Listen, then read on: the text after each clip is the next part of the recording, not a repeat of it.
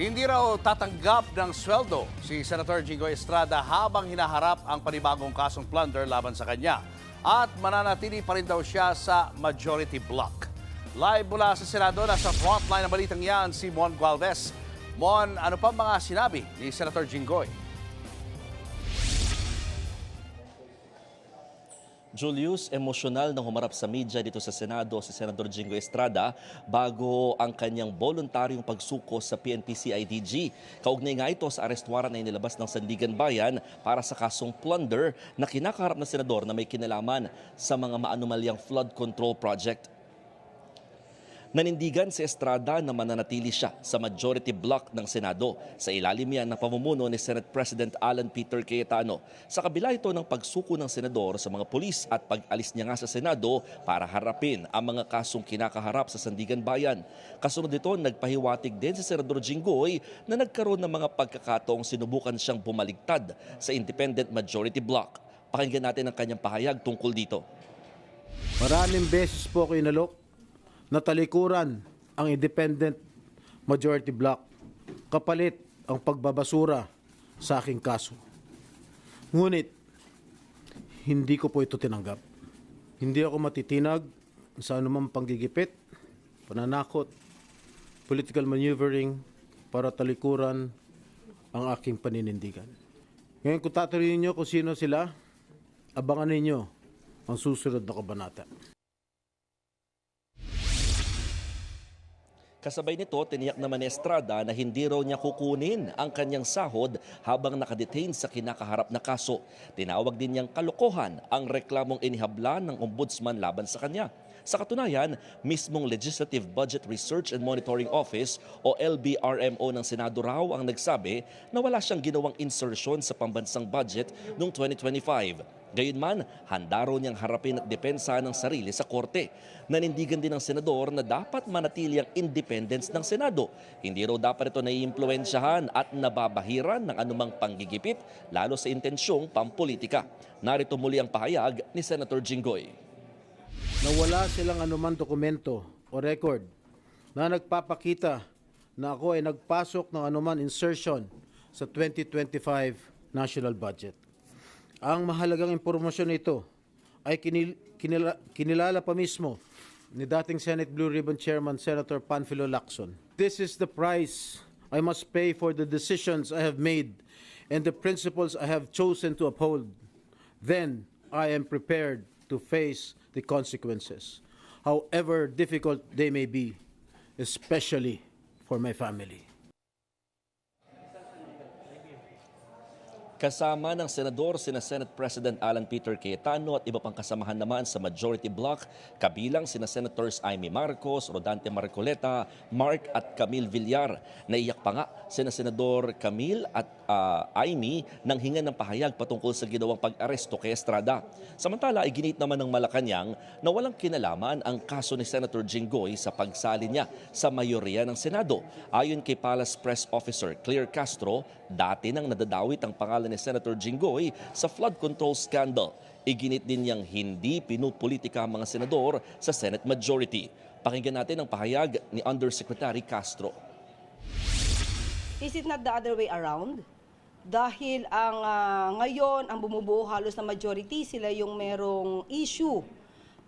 May mga kaso na nakaabang, di umano. At sabi nga natin, wala pa pong binubuo na majority sa pamumuno ni Senator Alan Cayetano, ay mayroon na silang mga issues na kinakaharap. So, hindi ba kabaliktaran yung sinasabi, baka sila yung namumulitika at hindi ang ehekutibo.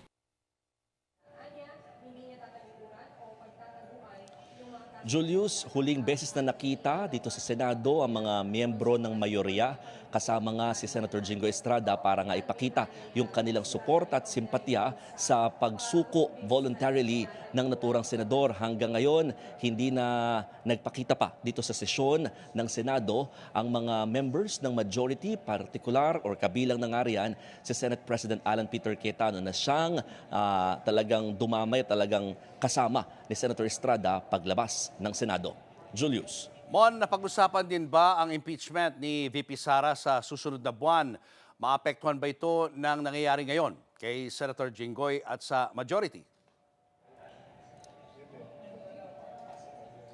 Yes, Julius. Actually, ngayong araw, yung huling araw or deadline para nga sa pagbigay ng response or sagot ng kampo naman ni VP Sara Duterte patungkol sa articles of impeachment na didinggin na nga dito sa Senado. At kanina rin, ngayong hapon, dumating din dito ang defense team ng bise sa pangunguna ni Attorney Michael Poa na nagsasabi na talagang hinihiling nila ay talagang mabasura itong impeachment case laban sa bise at handa raw nilang harapin ang naturang trial kapag itinakda na ng Senado yung schedule para rito. So ang sinasabi naman ng Senado ay hindi daw ito maapektuhan sa kabila ng pagsuko ni Senator Jinggoy at sa mga darating na araw pa, partikular naman sa bilang ng mga Senado.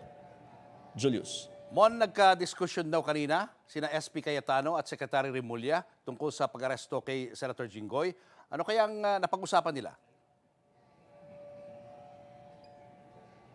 Actually, yes, Julius, may pagkakataon kasi na tinangka makipagrason pa ni SP or Senate President Alan Peter Cayetano kay DILG Secretary John Vic Remulla laban nga sa pag-aresto dito kay Senator Jinggoy Estrada sa loob ng Senado. Hirit kasi ni Cayetano, dapat daw nilang respetuhin ang institusyon ng Senado. Giit pa niya, hindi raw nangyari na nagkaroon ng pag-aresto sa loob ng Senado kahit nga doon nung panahon ni dating Pangulong Cory Aquino ay hindi daw ito ginawa. Tinutukoy niya yung pagtanggi di umano noon ni dating Senate President Jovito Salonga na ipaaresto si dating Senador Enrile sa kasong rebellion complex. At sa kalaunan naman ay kusang sumama na lamang si Senator Jinggoy Estrada at sumuko sa jurisdiksyon ng PNP CIDG. At ito na ngayon time na siya'y humarap naman sa media para magbigay ng maikling pahayag bago voluntarily assisted ng PNP CIDG patungo naman sa Camp Crame. Julius. Mon, tanong lang, magfa-function pa rin ba bilang mambabatas si Senator Jinggoy kahit siya ay nakakulong na?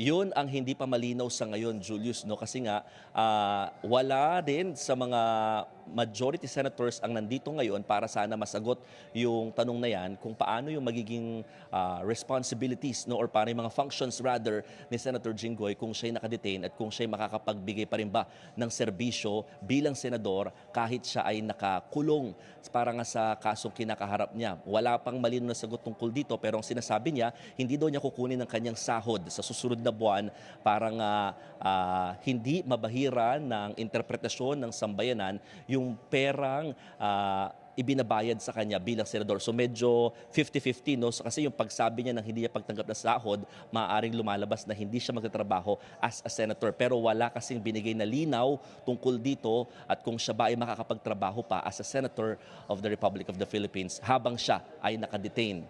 Julius. Maraming salamat, Mon Gualvez. Mga kapatid, Julius Babaw po. Para sa komprehensibo at makabuluhang balitaan at talakayan, mag-follow at mag-subscribe na sa social media pages ng News 5.